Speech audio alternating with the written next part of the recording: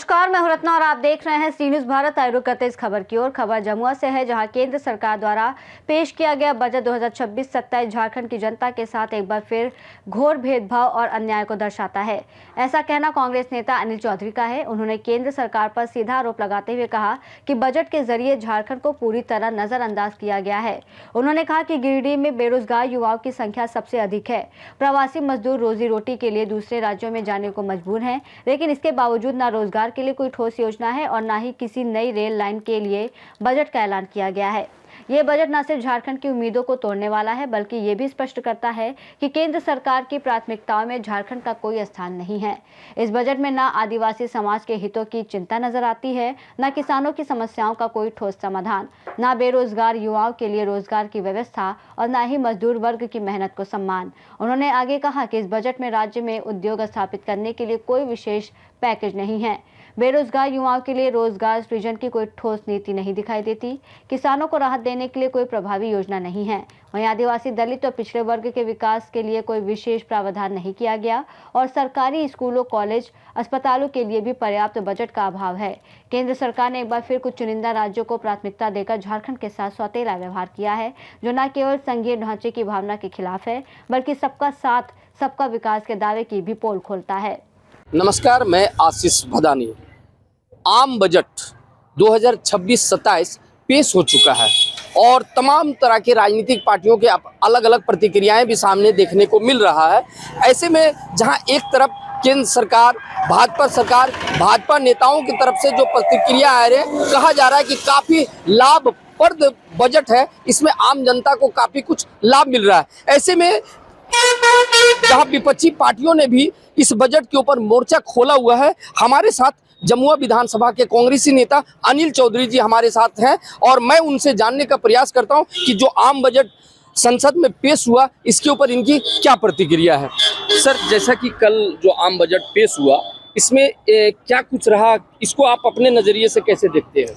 देखिए, मैं जो हमारे केंद्रीय मंत्री निर्मला सीतारमण जी ने जो पेश किया, मैं इससे बिल्कुल ही नाखुश हूँ, क्योंकि मुझे लगता है कि ये जो बजट है, कहीं ना कहीं झारखंड के साथ सौतेला व्यवहार किया गया है। यहाँ के लोगों के साथ घोर अन्याय और भेदभाव की नीति से देखा गया है, क्योंकि इस बजट में हमारे झारखंड के लिए देखेंगे तो कुछ भी नहीं है। यहाँ के बेरोजगार युवाओं के लिए ना सोचा गया है, न यहाँ पे मजदूरों के लिए कुछ सोचा गया है, न यहाँ पे किसान हैं, बच्चियाँ देखिए पढ़ने जाती है, उसके लिए कोई व्यवस्था की गई है।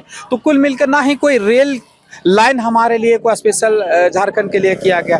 तो कुल मिलकर देखा जाए तो झारखंड के साथ घोर अन्याय है, झारखंड के साथ भेदभाव है। लगता है कि झारखंड केंद्र सरकार की प्राथमिकताओं में नहीं है, क्योंकि केंद्र सरकार किसी राज्य को पकड़ती है, बस उसके लिए ही सोचती है। लेकिन हमारे झारखंड का नंबर कब आएगा ये तो मुझे पता नहीं, लेकिन अभी तक उनकी प्राथमिकताओं में झारखंड नहीं है। इसीलिए झारखंड के साथ ये लगातार सौतेला व्यवहार कर रही है केंद्र सरकार।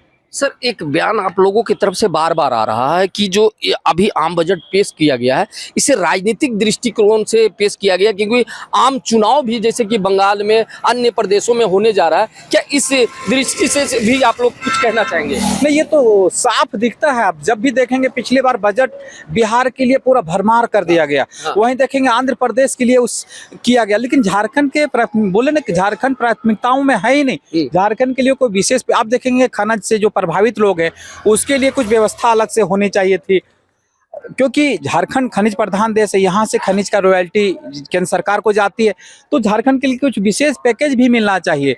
तो वो सब कुछ भी नहीं दिखता है। कम से कम यहाँ के लोग जो दिल्ली जा सके, उसके लिए कुछ स्पेशल ट्रेन होनी चाहिए, वो तो है ही नहीं। उतना छोड़िए, कुछ केंद्रीय विद्यालय होना चाहिए था यहाँ पढ़ने के बच्चों के लिए। वहीं आप देखेंगे कुछ स्वास्थ्य केंद्र हॉस्पिटल होने चाहिए, तो उसकी कोई घोषणा इस बजट में झारखंड के लिए नहीं है। तो मैं समझता हूँ कि हर तरह से झारखंड को दरकिनार कर दिया गया है। तो आदि बच्चे पढ़े लिखे, बच्चे के लिए तो कुछ सोचना चाहिए, केंद्रीय विद्यालय हो जाता तो कितना, लेकिन ये सब कुछ भी नहीं। इसलिए मैं समझता हूं, आपके हिसाब से शिक्षा और स्वास्थ्य में बजट के ऊपर ध्यान नहीं दिया गया है? मेरे झारखंड पे तो एकदम नहीं। एक स्वास्थ्य के मामले में देखेंगे तो ऋण जो कांके में हम लोग मानसिक स्वास्थ्य का जो हॉस्पिटल है उसको रिन्यू करने की बोले गया, सिर्फ एकमात्र वही मिला है झारखंड को, और कुछ भी नहीं मिला है। तो इस नजर से देखें तो शिक्षा स्वास्थ्य को तो एकदम सोची ही नहीं है। हाँ। वैसे मुझे लगता है कि इसमें ज्यादा बजट का खर्च देना चाहिए शिक्षा में, स्वास्थ्य में, लेकिन केंद्र सरकार के प्राथमिकताओं में ये है ही नहीं। सर एक चीज बार बार देखिए, हमें बीजेपी नेताओं की तरफ से कहना है कि आपका काम रह गया है सिर्फ किसी भी काम में अड़ंगा डालना, तो इस नजरिए से भी आप लोग बजट को देख रहे हैं? नहीं, अब देखेंगे तो वैसे तो हमारे झारखंड 1,30,000 करोड़ रुपया पिछला ही बकाया है।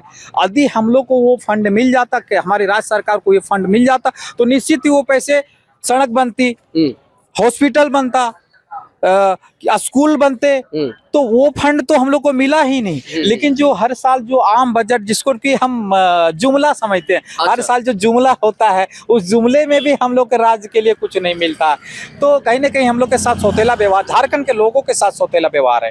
तो साफ साफ कांग्रेस नेता अनिल चौधरी जी का कहना है कि झारखंड के साथ सौतेला व्यवहार किया गया, बजट में कहीं ना कहीं कुछ प्रायोजनों को कहा जा रहा है कि रोका गया है। क्या कुछ है, ये तमाम चीजें तो सत्ता पक्ष और विपक्ष ही बता पाएंगे। मैं आशीष भदानी, सी न्यूज़ भारत, जम्मू। इस रिपोर्ट में फिलहाल इतना ही। देश और दुनिया की तमाम बड़ी खबरों के लिए देखते रहिए सी न्यूज़ भारत।